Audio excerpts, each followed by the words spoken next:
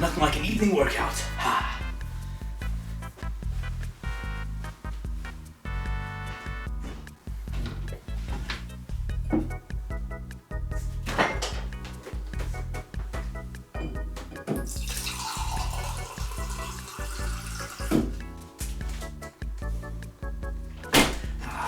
Wait! Don't drink that water. Wait, why not? Have you ever wanted to get more out of the water you drink? No. Well, now you can with live water. Quiet. At the springhead, fire agates and 108,000 gallons of water per minute levitate out of a lava tube. That sentence doesn't make any sense.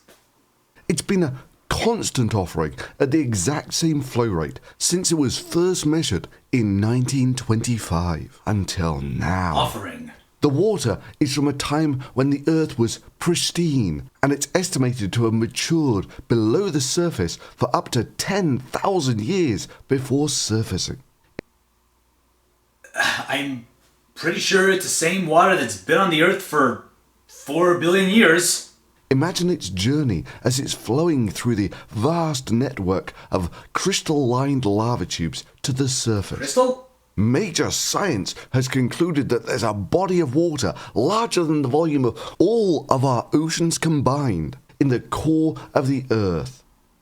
I am almost 100% certain that's not true. This is the Earth's way of cleansing water and offering it back to us with a fresh new start. The Earth isn't a hotel. It doesn't do turn-down service. Alright, enough of this spiel. I gotta check this out.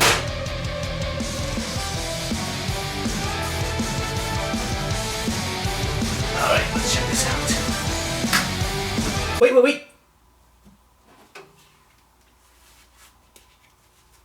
Now I'm ready.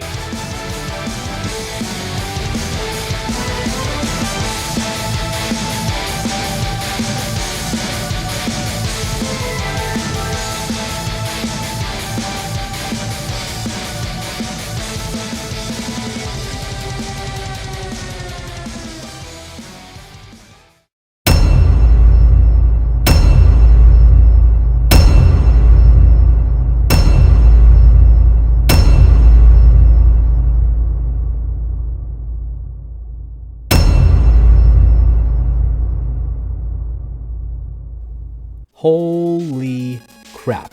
Was this website made by a high school freshman in the 90s? Ugh, well, this is some pure grade A bullshit.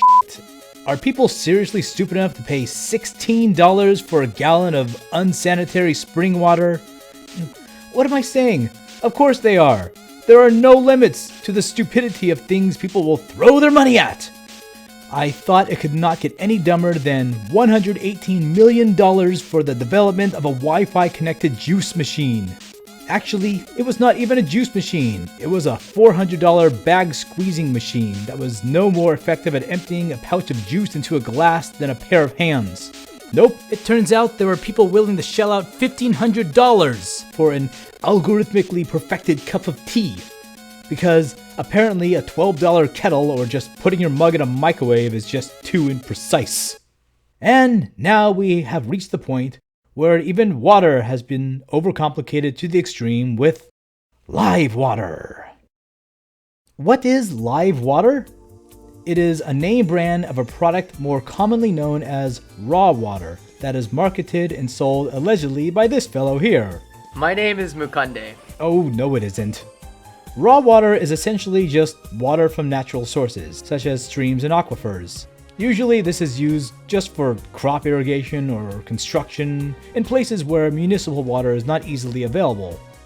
It is usually only consumed by humans in a survival situation, and even then, every Cub Scout knows you do not drink raw water without finding a way to filter and sterilize it first. There is a lot of bullshit to unravel in this article, but let's start with this part here. Major science has concluded that there is a body of water with a larger volume than all the oceans combined in the core of the Earth. First, the obvious. The core of the Earth does not have any large bodies of water in it, or any water in it. It's a mass of solid nickel and iron and other denser metals, surrounded by a sphere of liquid nickel and iron. Water is less dense than metal, even liquid metal. If there was any water in the core, it would have floated to the top and been incorporated into the mantle. But there never was any water in the core. When the planets accreted together, their components were generally separated by density.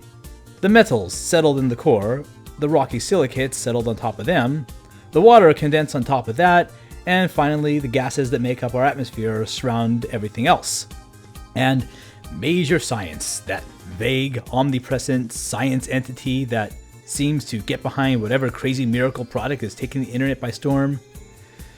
You know the one. It does not seem to be associated with a college or any other known organization, and it usually has scientists and doctors working for it who also double as stock photo models. But let us give them the benefit of the doubt and look at their source from Time magazine. Okay, yada yada yada, new evidence suggests that the oceans came from within. That is all very interesting. Wait, ringwoodite? Let me look at their link. I hate pop science. Massive ocean, in quotes, discovered towards the Earth's core, not in it. Oh, I know what this is. Geology is not my strong point, but I understand the gist of what they're talking about. Far from the Earth purifying water for 10,000 years and then gifting it to us, the water in Earth's mantle has nothing to do with a water spring in Oregon. What seismologists have found is a large deposit of ringwoodite, a mineral that contains a large amount of hydroxide ions. The water is actually hydrogen and hydroxide ions chemically incorporated into part of the mantle. This New Scientist article is describing the possibility that this ringwoodite could have been the source for our oceans. Hydrogen cations and hydroxide anions may have become disassociated from the silicates, came together in the form of water, and then seeped out of the crust and eventually became our oceans. There also may be some free water around them that still forms in this fashion, making the rocks damp. This is hardly an ocean. Live water has taken a discovery and a hypothesis of how our oceans formed and turned it into a fact that not only is this where all of our water comes from, but that it is also being filtered and purified and sent back to the oceans and streams. Sodium, potassium, magnesium, and calcium are the 4 primary electrolytes that maintain our body's fluid balance. You forgot phosphorus. That's an important one. We also need a balance of anions, such as chloride and iodide. But yes, we need a supply of electrolytes to survive. If we have too many electrolytes, our cells will dehydrate because the salt concentration in our blood will be too high. If we do not have enough electrolytes, our cells will draw in too much water for the reverse reason. Sodium and potassium ions are necessary for the protein structures of our muscles to contract. So they are important for health, but they are not in short supply in our foods. This particular claim is of similar merit to those of sports drinks manufacturers who sell what is essentially sugar water with salts in it. Our instinct of thirst is triggered by a very small margin of interstitial and intercellular fluid balance. Unlike other clades of life forms, mammals have a very low tolerance to dehydration, and after hundreds of millions of years of evolution, we have become very good at maintaining that balance. Our bodies store a supply of salts to replace what is lost in perspiration and in cellular processes. And our stores are replenished and then some by our next meal. The only time when it would be necessary to consume extra ionic supplements would be during an extended period of intense physical activity when you would be at risk of depleting your body's supply. But for the average person, for everyday use, these electrolyte supplements are doing nothing more than giving your kidneys a little more work and making your urine saltier. Naturally alkaline water is ideal for everyday use at a pH of 8. Oh, whoop-de-doo, it's slightly alkaline. Then it's just like any other water with a little bit of carboxyl groups or other minerals in it. Blah. And look at this next part here. Our probiotic report shows 4 raw water exclusive probiotics that aren't found in any other food source. Well, you know the funny thing about stuff that isn't found in any food source? We don't need to eat it! Why would we or any other life form evolve a dependency on a nutrient that isn't available? It's a little like an animal evolving that eats gold, drinks crude oil, and breathes Xeon. It just wouldn't happen.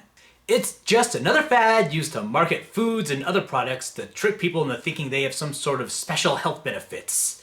Oh my god, it's fluoridated! How many voices are in my head? And it has arsenic at levels close to the safety limits. Is that concordance?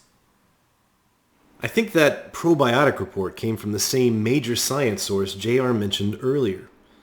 Unique probiotics. Well, it contains a variety of Pseudomonas species. Let's break that down.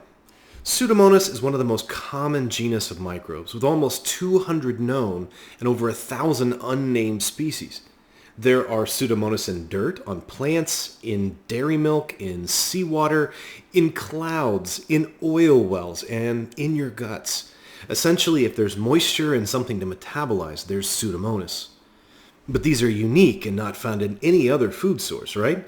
The predominant Pseudomonas found in this living water is P. putida, which is found in dirt, and P. oleovorans, which is famous for digesting oily wastes and is found virtually everywhere in nature that oil and water mix.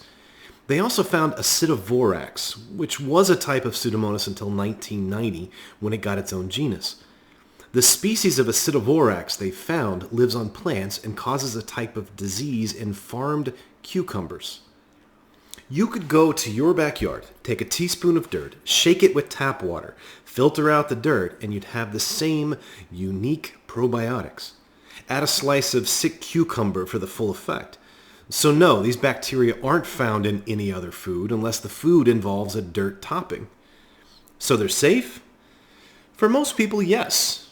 But in children, the elderly, or anyone with a suppressed immune system, they can cause a rare life-threatening infection. We call these bacteria opportunistic pathogens. They're happy living free in the environment, but get enough of them together and they can form biofilm and start producing toxins. I wouldn't recommend anyone with any kind of medical condition drink unfiltered water. The species found in lab tests in living water all have reported cases of infection where they were associated with sick children or medical patients. But are they probiotic? Well, there's absolutely no evidence that Pseudomonas taken from soil has a protective effect in your gut. We usually choose probiotic species on their ability to thrive at our body temperature, their ability to remain non-pathogenic, to grow in minimal oxygen, and we almost always choose species already found in our natural microflora. The bacteria in this water live in the soil at outdoor temperatures, are strict aerobes, and they tend to form biofilms after a while. None of these things are desirable for probiotic use. Thank you, Concordance. That was very enlightening. All right, live water. What else do you got for us? The extensive water analysis shows super high levels of natural silica. Silica is essentially pure liquid crystals. Silicone offers information and energy in a unique way. That's why our devices run off them, hence the name Silicon Valley. Imagine how it would feel to upgrade your brain's entire operating system to the best computer chips available.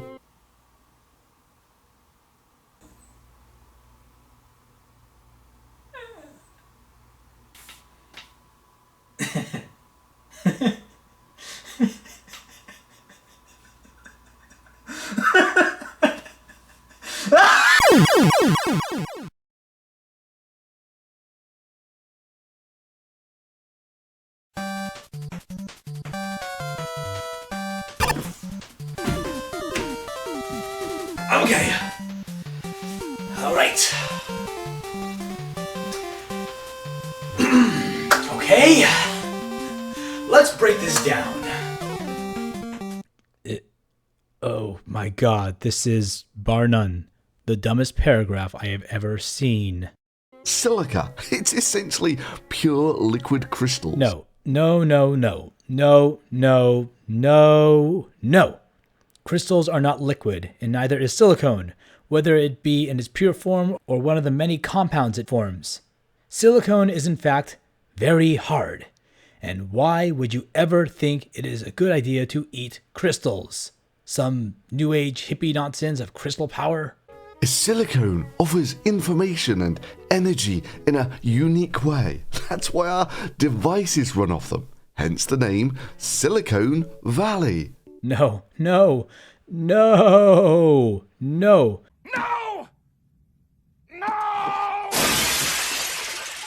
Are they trying to conflate silicone semiconductor technology with silicates that are in our food? My god, it gets to the point that it hurts. This is actually my field of computer engineering. Why do we use silicone in our computers?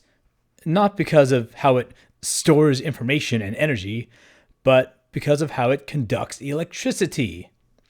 This is a two-dimensional overhead view of a simple CMOS simulated design I made in college. This part here is made of p-doped silicon. This part here is made of n-doped silicon. And all of these structures are always built on a p-doped substrate. What is p-doped and n-doped? The P and N stand for positive and negative, respectively. P-doped silicon has a slight impurity of boron ions, because they are good at bonding with free electrons. N-doped silicon contains a small amount of phosphorus or arsenic ions, because they are good at donating electrons. When they are in combination like this, it allows for a precisely controlled flow of electrons. This is why silicon is called a semiconductor, because its ability to conduct electricity is variable. When we want to store energy, we usually rely on a capacitor with a non-conducting dielectric, or we use a battery. When we want to store information, we usually rely on magnetic medium or flash memory. Silicone in the silicates that we eat is in entirely different forms and is usually part of compounds in which it is ionically bonded to oxygen. While silicates promote firmness and structural support in many of our tissues, it has nothing to do with memory, energy, or mental fitness. We need so little of it that there are not clear health repercussions of dietary deficiencies, and it is not considered an essential mineral.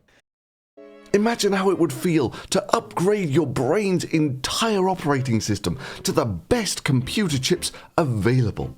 And this is the stupidest sentence in the stupidest paragraph ever. Where do I begin with this? Do these people think that downloading an OS upgrade physically changes the computer hardware by dumping a bunch of new computer chips into it? No, that's not even the dumbest part.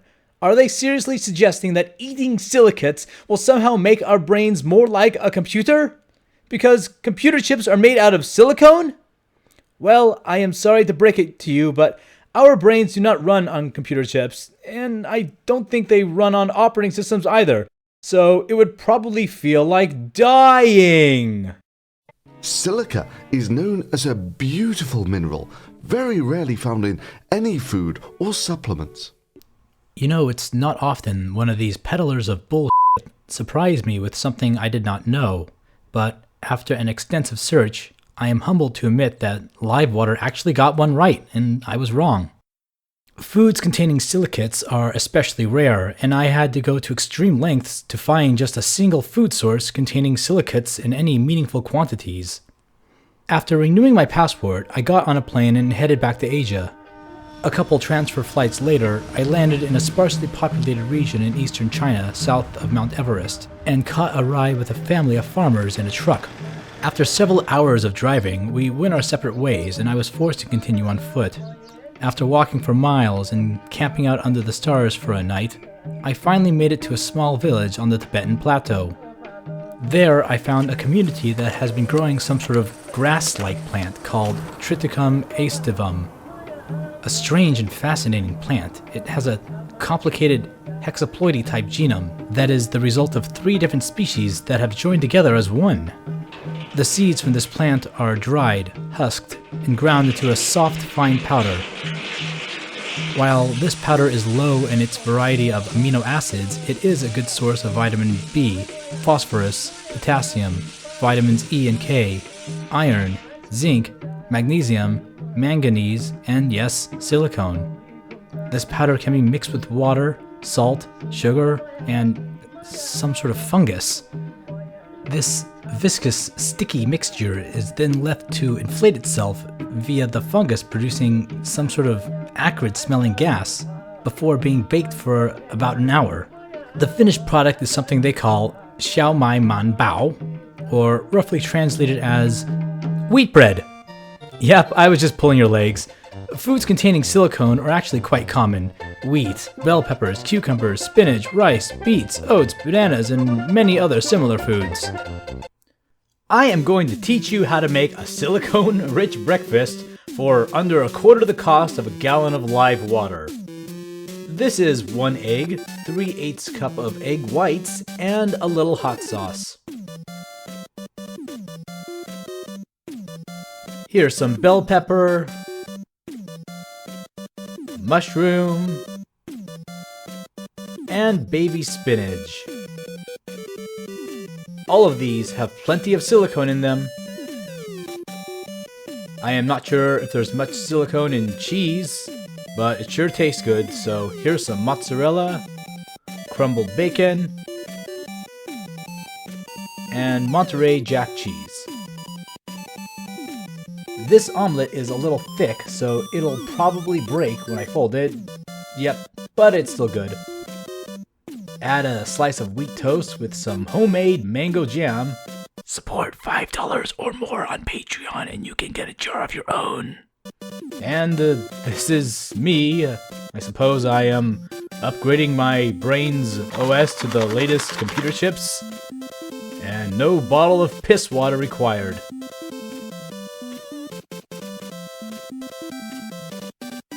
Even their GIF, which plays on top of another GIF, only shows metal ions that are very commonly found in the foods we eat. Here, you want some salts? Here, I got the salts. I got some regular table salt. Here, I got a kosher salt. That's great. I still have a little bit of this fancy pink Himalayan salt left. No iodized salt. We need the iodized salt. The iodine will protect us from the Fukushima plume. Is that still a thing? Are we still scared of the Fukushima plume? I'll go run to the store. Okay, in this next section they give us the benefits of silicate. This is literally just the opposite symptoms of chronic dehydration. As I said, there are no confirmed detrimental effects to being deficient in silicates. See, this is another one of Live Water's marketing tricks. If you happen to be slightly deficient in your daily intake of water, which a lot of us are, and you buy Live Water because you are tricked into believing it to be some sort of miracle health tonic, thereby motivating you to drink it to excess, you would notice at least some of these changes. But it has nothing to do with silica consumption. You're just drinking more water. In this paragraph, they actually double down on the water containing live bacteria. They even gleefully warn that it will turn green if exposed to sunlight or heat. I would not exactly call water that contains live bacteria and turns green purified. If it's all the same to you, I'll stick with the $2.79 2.5 gallon jugs of distilled water I can get at the grocery store. In fact, where do these bacteria come from? Did not they say this water came from a spring? Underground lava tubes, caves, or just a porous aggregate of sand and rocks make very good natural filters for running water and usually prevent bacteria from being able to survive. Even the fast-flowing water running over a rocky slope can be an island of safe drinking water in an ocean of bacteria-laden turbid pools. If your water source really comes from water in deep underground lava tubes, it should be completely sterile. Something's not right here. I suspect that the microflora in your water is actually introduced unintentionally during your collecting or bottling processes, neither of which are shown in any of your media. considering Concordance said that your unique probiotics are found in dirt and water naturally, my suspicions are probably right. Either that or you are lying about the source. Either way, this is why bottled water is pasteurized or distilled. Live Water founder, My name is Christopher Sanborn, tries to scare people off municipal water because it is irradiated as part of the sterilization process. A few years ago, I discovered all filtered and even bottled spring water is sterilized and irradiated for cheaper transport and shelf stability. It is one of the many examples of Chris taking advantage of the lack of scientific literacy of his customers. In this case, radiation. He is trying to scare customers into believing that tap water is laced with trace amounts of dangerous radiation. After all, the government and its evil corporate lobbyists are allowed to put sugar-free labels on foods that actually have up to half a gram of sugar per serving. So, who knows what they have decided is the safe amount of radiation they can sneak into our water supply? In reality, though, the nuclei of water molecules are too small to be affected by the alpha and beta particles that are known to cause radiation sickness. You could take a gallon of water contaminated with nuclear waste, filter out the radioactive matter, and it would be completely safe to drink. But all of that is entirely irrelevant because municipal water is not exposed to hydrogen bombs or nuclear power plants. It's actually irradiated by bombardment of high-energy photons, also known as sunlight. I am completely serious. They clean our water with sunlight. There is no way Chris Sanborn is this ignorant, and I am quite sure he is being dishonest to the point of being unredeemable. But hey, maybe I am wrong. My microbiology is worse to my geology. Concordance, could you point out anything I missed? Certainly, JR, but it turns green. It's always bad when you start seeing green film in your water. That's the biofilm formation, and that means the microbes are organizing together, growing abundant, and that means possible toxin formation. There's a reason why we sterilize water to make it drinkable. I thought that was kind of intuitive. Most of the time, we want our water to be clear if we can help it. What else might be in there? Well, the tests done by the Water Microbiology Lab were specifically for 16S, the ribosomal RNA gene found in bacteria. This doesn't test for non-bacteria. It wouldn't screen for viruses or nematodes or fungal spores or algae. They don't have 16S ribosomal RNA, but they can absolutely hurt you. I don't want to sound like doom and gloom, but it's fairly easy to find out the consequences of drinking unfiltered water by looking at diseases found in areas of Africa and Asia where raw water is the only drinking water source. Animals defecate in water. Animals pee in water. Then the people drink the water.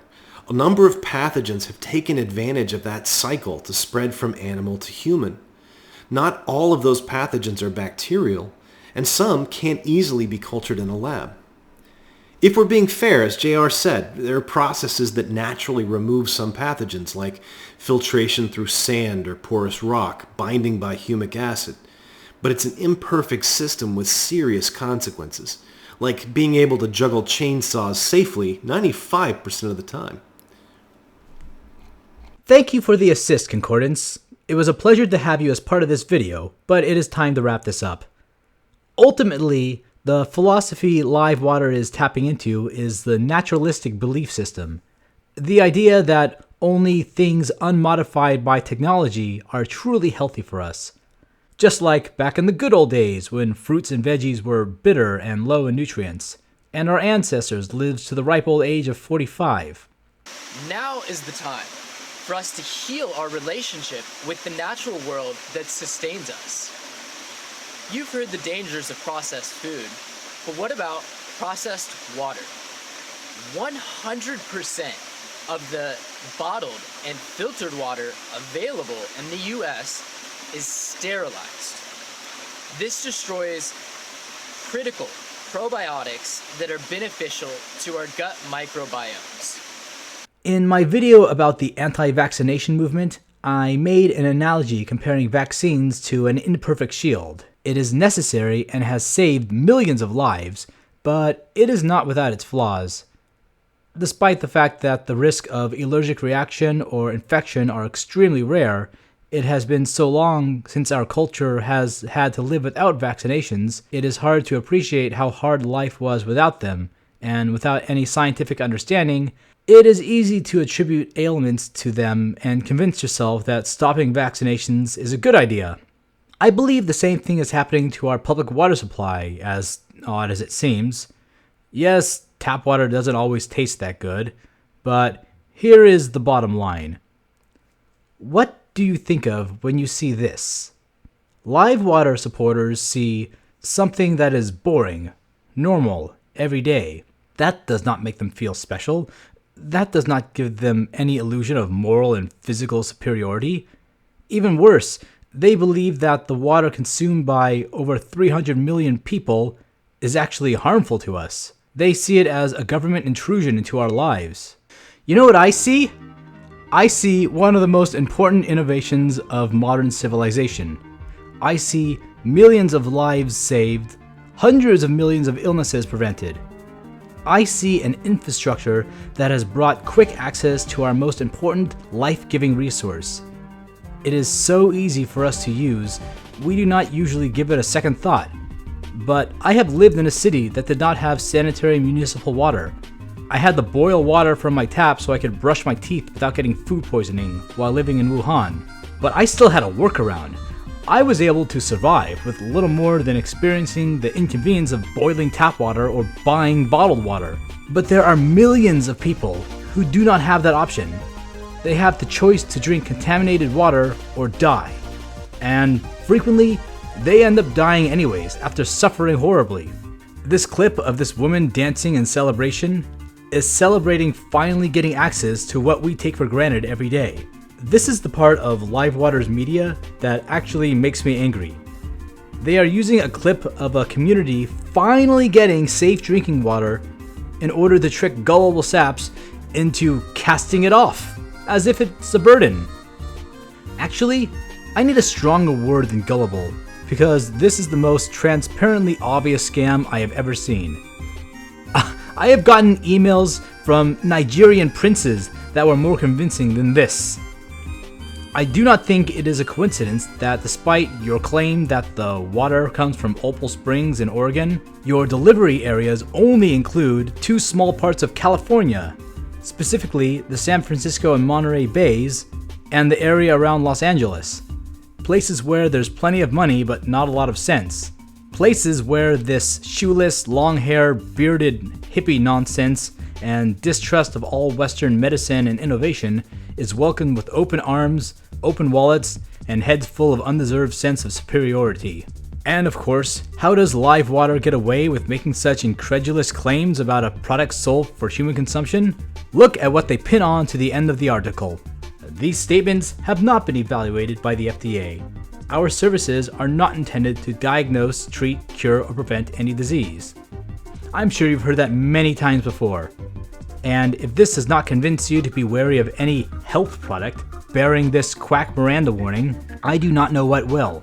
In the early 90s, there were two failed bills in Congress that would have required the Food and Drug Administration to test any claim made on any health product and would have banned any substance proved beyond reasonable doubt to have an unreasonable high risk of harmful side effects. So without these laws, Live Water can say that their product contains unique nutrients or is safe for pregnant women to drink without any more proof than anecdotal evidence and his own incredulity, and in spite of the recommendation of doctors.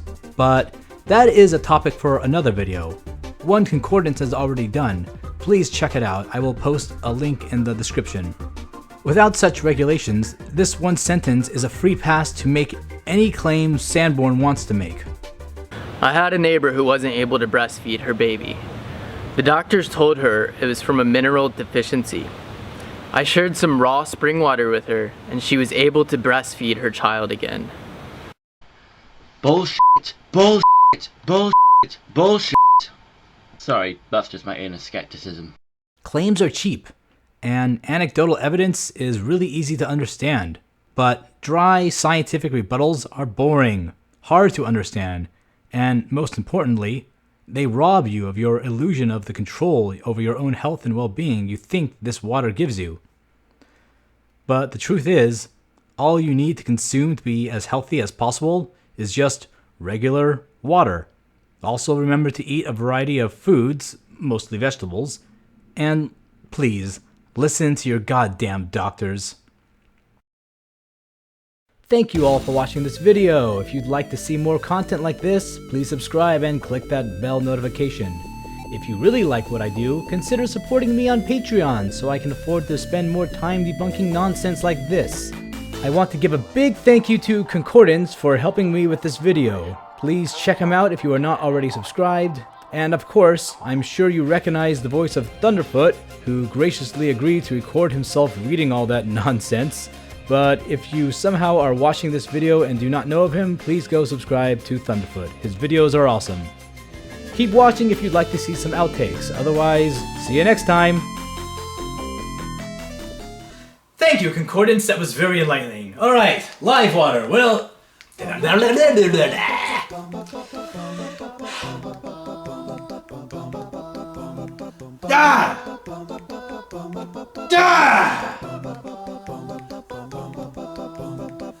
Freaking blue screen is actually harmful to us. They see it as a government intrusion into our lives. Okay, I found this on the web for they see it as a government intrusion. Take a look. Really? Really?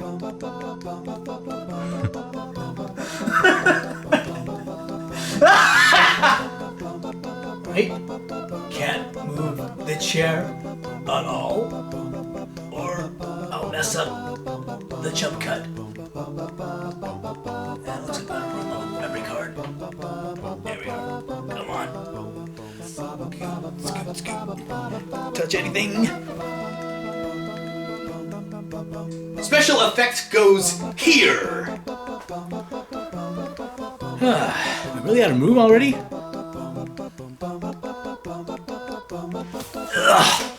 Hello. Gotta slip onto the tripod. Alright. Oh, my bad shoulder. That's the bad shoulder. Lift this up. There we are. Alright. That's one. Clack. Oh, jeez. Oh, jeez. Yeah. Stay put. Oh.